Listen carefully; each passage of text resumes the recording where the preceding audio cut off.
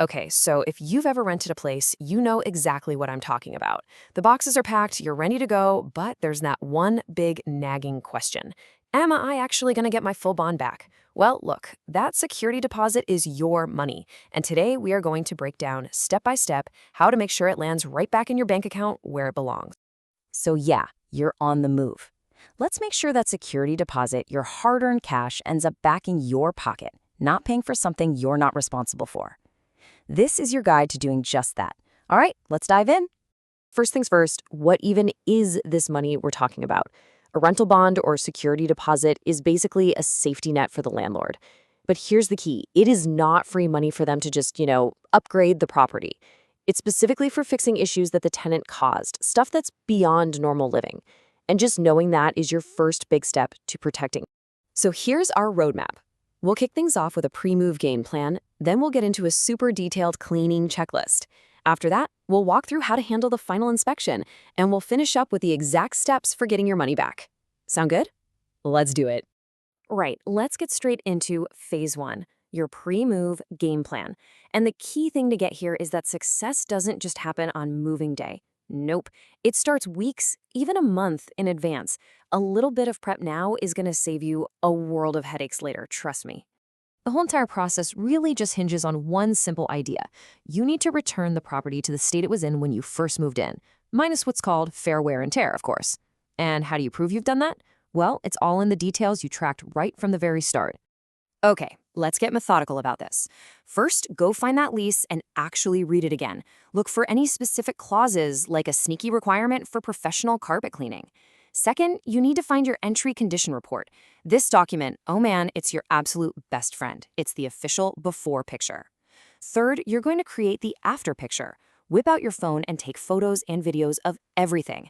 And finally, if you put a small dent in the wall, hey, it happens, fix it yourself now. A bit of filler and paint is almost always going to be cheaper than letting the landlord handle it and take it out of your bond. Okay, on to phase two, the ultimate cleaning checklist. Now this is where most of the arguments happen. We're not just talking about a quick tidy up here. We're aiming for a level of clean that is so good, there's just no room for debate. Now check this out, because this is probably the most important distinction you need to understand. You are not responsible for normal wear and tear. So, paint that's faded a bit from the sun or slightly worn carpet in a hallway, that's just expected from living in a place. But a giant red wine stain on the carpet or a hole in the door, yeah, that's damage, and that's what the bond is for. Knowing this difference gives you so much power in any conversation with your landlord or agent. And this checklist here, this shows you the level of detail we're talking about.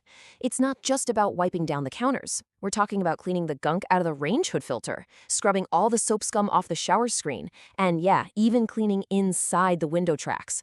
Property managers have a sixth sense for these forgotten spots, so hitting every single item on a list like this is your best defense. Oh, and a little pro tip, if your lease says you need to get the carpets professionally cleaned, you better keep that receipt. It's pure gold as evidence. Okay, phase three, navigating the final inspection.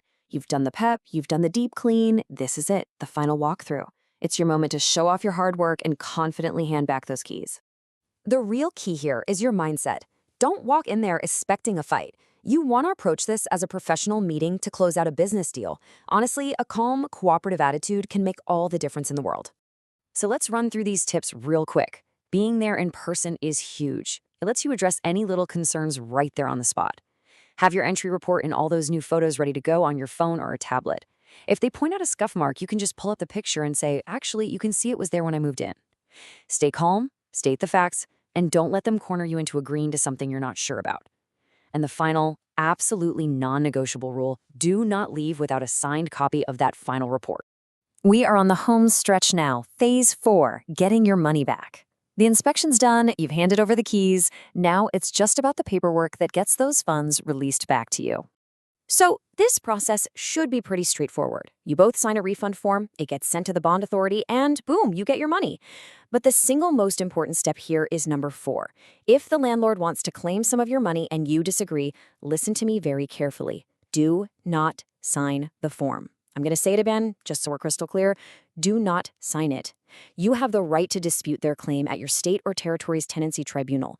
They cannot take your money without your signature or a legal order. Remember that.